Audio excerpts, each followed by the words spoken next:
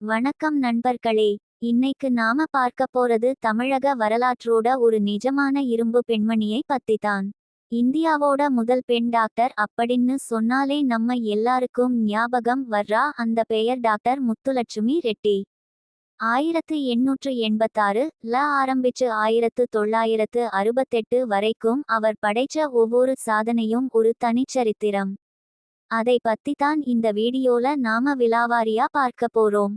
ஜூலை 30 1886 புதுக்கோட்டையில முத்துலட்சுமி பிறந்தப்போ நிலைமை இப்ப இருக்குற மாதிரி இல்லைங்க.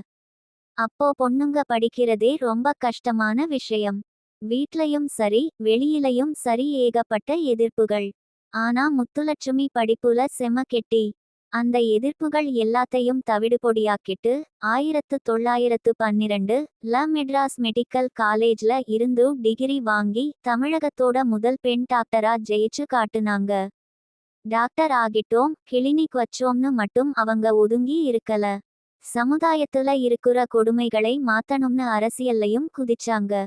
1926 மெட்ராஸ் சட்டமன்றத்துக்கு தேர்வாகி இந்தியாவோட முதல் பெண் எம்.எல்.ஏ அப்படிங்கிற கௌரவத்தை தட்டி தூக்குனாங்க. அது மட்டும் இல்லாம அந்த சபையிலேயே துணை தலைவரா உட்கார்ந்து அசத்துனாங்க. சட்டமன்றத்துக்கு போனதுமே பெண்களோட உரிமைகளுக்காக பயங்கரமா குரல் கொடுத்தாங்க. 1929 சின்ன வயசுலேயே கல்யாணம் பண்றத தடுக்கிற சாரதா சட்டம் வர இவங்கதான் பெரிய காரணமா இருந்தாங்க. அடுத்ததா 1930 தேவதாசி முறையை ஒழிக்கணும்னு மசோதாவை கொண்டு வந்தாங்க.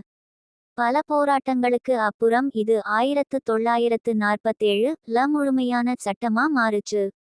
சொத்துல பெண்களுக்கும் சம உரிமை வேணும்னு அன்னைக்கே இவங்க போட்ட விதைதான் இன்னைக்கு நாம அனுபவிக்கிற பல உரிமைகள்.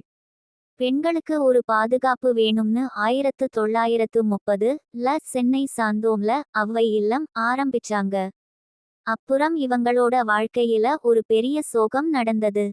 தன்னோட சொந்த தங்கை கேன்சரால இறந்து போனாங்க.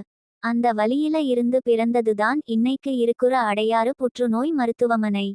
1952 நேரு ஐயா அடிக்கல் நாட்ட 1954 இருந்து இந்த ஹாஸ்பிட்டல் லட்சக்கணக்கான ஏழைகளுக்கு உயிர் கொடுத்துட்டு வருது.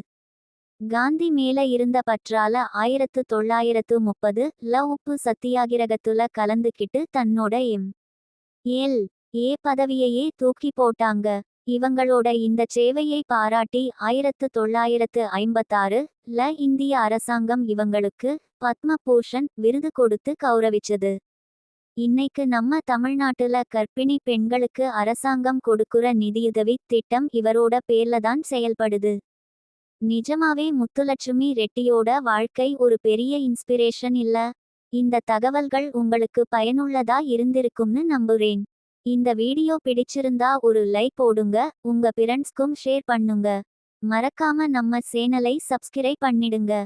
அடுத்த ஒரு சுவாரஸ்யமான வீடியோல உங்களை சந்திக்கிறேன். நன்றி.